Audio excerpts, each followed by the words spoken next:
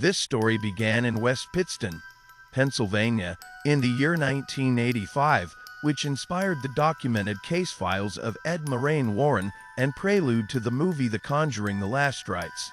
Let me explain the story directly. It all started when Janet Smurl clutched her rosary so tight the beads left marks in her skin. The air in the house was unnaturally cold, and each prayer she whispered fogged visibly in front of her face.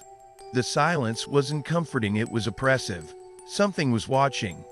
The light above her flickered. Again. She closed her eyes. Not tonight. Please, God, not again.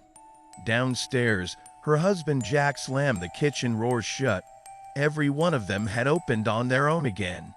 The crucifix on the wall tilted with a long, deliberate creak, then crashed to the floor.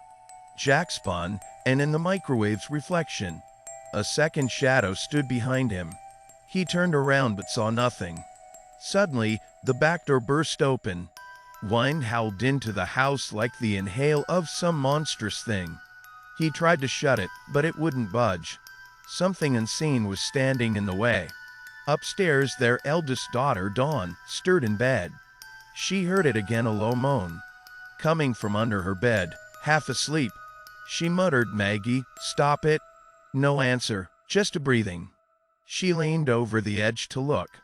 Two long, decayed hands shot out, clamped over her face, and yanked her downward.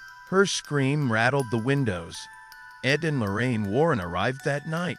They had seen this before, but this one felt different. As soon as they crossed the threshold, Lorraine went pale. "It's not a typical haunting," she whispered. "It's ancient and it's waiting." Down in the basement, surrounded by candlelight and holy symbols, Lorraine stared into the dark. "It doesn't just want attention," she said. "It wants roots, it's nesting." The tape recorder beside her clicked, then rewound itself. Play. At first, static. Then, a voice. "You can't stop what was never invited.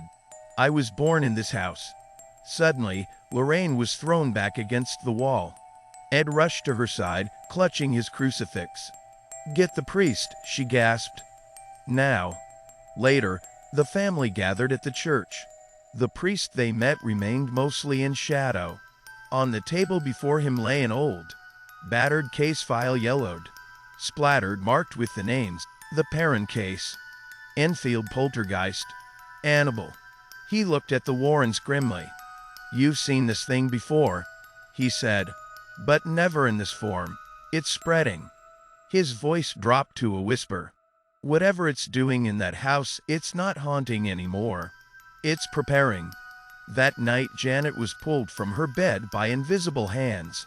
She hovered in the air, screaming, her rosary snapping apart in slow motion. Below her, the words "Deliver us" were gouged into the floorboards by claws she couldn't see. Some say the demon never left the Smurl house. Others say it moved on to where the last rites would begin.